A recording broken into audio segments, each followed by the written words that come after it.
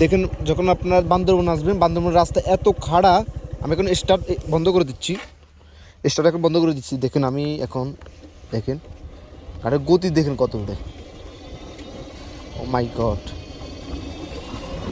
দেখেন প্রায়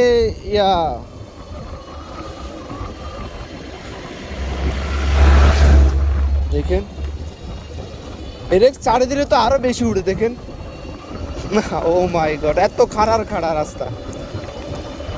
দেখেন প্রায় কত 50-এর গতি উঠে গেছে।